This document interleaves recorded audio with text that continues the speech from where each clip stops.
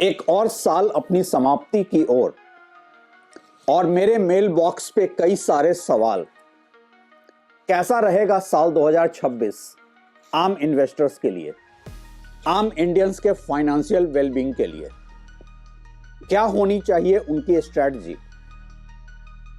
क्या होनी चाहिए एक एवरेज इंडियन के न्यू ईयर रिजोल्यूशन, उनके इन्वेस्टमेंट को लेकर, फाइनेंशियल प्लानिंग को लेकर, रियल एस्टेट को लेकर, स्टॉक मार्केट को लेकर और ओवरऑल उनके फाइनेंशियल प्लानिंग को लेकर?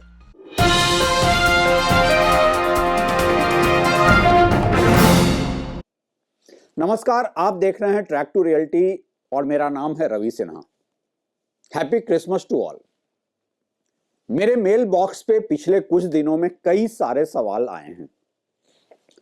लोग जानना चाहते हैं कि उनके न्यू ईयर रिजोल्यूशन क्या होने चाहिए। ये न्यू ईयर रिजोल्यूशन मैं उनके पर्सनल लाइफ के रिजोल्यूशंस की बात नहीं कर रहा हूं, उनके पर्सनल माइलस्टोन्स और गोल्स की बात नहीं कर रहा हूं। मैं बात कर रहा हूं एवरेज इंडियंस जो समझना चाहते हैं कि 2026 में उनकी फाइनेंशियल प्लानिंग कैसी होनी चाहिए। और मैं ये भी समझ सकता हूं कि इतने सारे सवाल क्यों पूछे जा रहे हैं।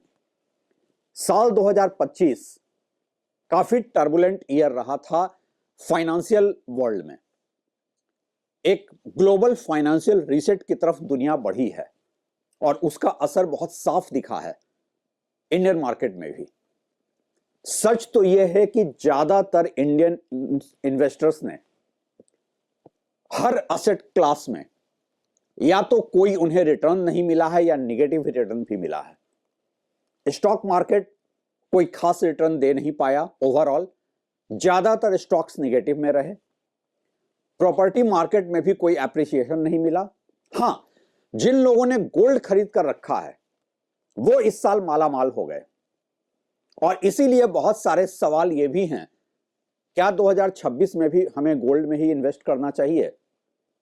हर इंडियन आज ये समझना चाहता है कि उनका इन्वेस्टमेंट माइलस्टोन 2026 का क्या होना चाहिए, उनकी स्ट्रैटेजी क्या होनी चाहिए और उनके न्यू ईयर रिजोल्यूशन क्या होने चाहिए। मैं हर असेट क्लास को लेकर एक अलग से स्पेसिफिक वीडियो बनाऊंगा। आपकी रियल एस्टेट के रिजोल्यूशंस क्या होने चाहिए 2026 में, आपके स्टॉक मार्केट में क्या होने चाहिए, ओवरऑल आपकी फाइनेंशियल प्लानिंग में क्या क्या रिजोल्यूशंस होने चाहिए, वो क्या गलतियां आपको नहीं करनी चाहिए, इस पर मैं एक सेपरेट वीडियो तो बनाऊंगा। लेकिन उसके पहले मुझे आप लोगों से कुछ सवाल पूछने हैं। मैं ये समझ सकता हूं कि आज 2026 की शुरुआत के पहले हर कोई बहुत कॉन्शियस है, क्योंकि 2025 एक टर्बुलेंट फाइनेंशियल ईयर रहा है। सच तो यह है कि 2020 के कोविड क्राइसिस के बाद यह सबसे टर्बुलेंट फाइनेंशियल ईयर रहा है। और इसीलिए मैं सबसे पहले आप लोगों से पूछना चाहता हूं कि आप लोगों ने कुछ सीखा भी है 2025 के टर्बुलेंट फाइनेंशियल ईयर से?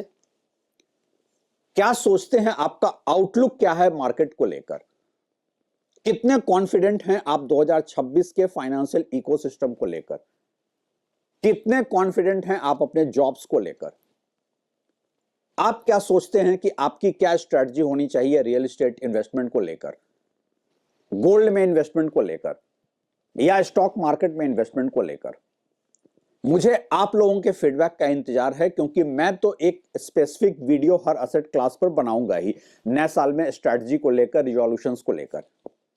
लेकिन मैं ये भी समझना चाहता हूं कि एक एवरेज इंडियन आज कितने कॉन्फिडेंट हैं आज के फाइनेंशियल इकोसिस्टम में, कितनी सिक्योर उन्हें अपनी जॉब दिखती है, कितनी सिक्योर उन्हें दिखती है ये फाइनेंशियल दुनिया, कितने कॉन्फिडेंट हैं वो इन्वेस्टमेंट में अपने रिटर्न को लेकर, कितने लोग अभी भी लॉन्ग टर्म इन्वेस्टमेंट कर रहे हैं और कितने लोग हाई क्वालिटी लिक्विड असेट की तरफ देख रहे हैं।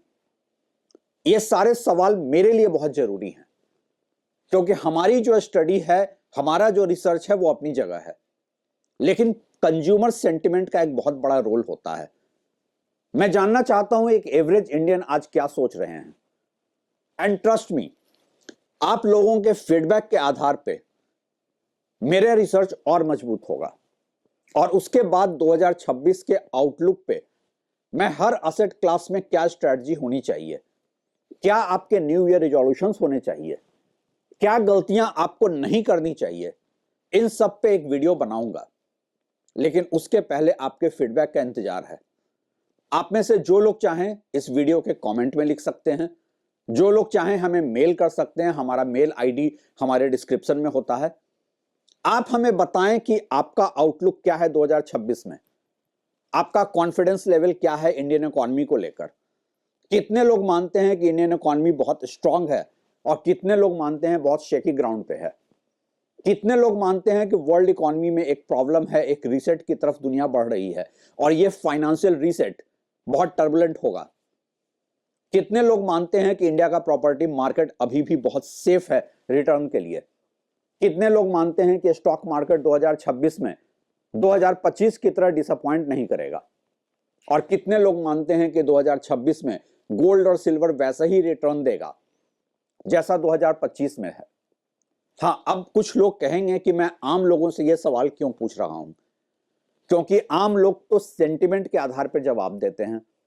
उनके पास मार्केट की रिसर्च नहीं होती, उनके पास फाइनेंशियल रिपोर्ट्स नहीं होते कंपनीज के। लेकिन मैं आपको एक बात बता दूं, कंज्यूमर सेंटिमेंट का इन्वेस्टमेंट की दुनिया में बहुत बड़ा असर होता है और यह कंज्यूमर सेंटिमेंट ही है जो डिफाइन करता है कि मार्केट का डायरेक्शन क्या होगा। तो इंतजार रहेगा आप सबके फीडबैक का और नए साल में मैं आपको आपके न्यू ईयर रिजोल्यूशन पे बात करूंगा, लेकिन आपके पर्सनल माइलस्टोन और पर्सनल गोल्स को लेकर नहीं, फाइनेंस की दुनिया को लेकर। मैं बताऊंगा कि आपके रियल एस्टेट रिजोल्यूशंस क्या होने चाहिए, मैं बताऊंगा कि आपके फाइनेंशियल असेट्स को लेकर के आपका रिजोल्यूशन क्या होने चाहिए, वो क्या गलतियां हैं जो मैं देखता हूं एक एवरेज इंडियन को करते हुए। इन सब पे बहुत डिटेल में बात होगी, लेकिन उसके पहले इंतजार रहेगा आपके फीडबैक का। शुक्रिया।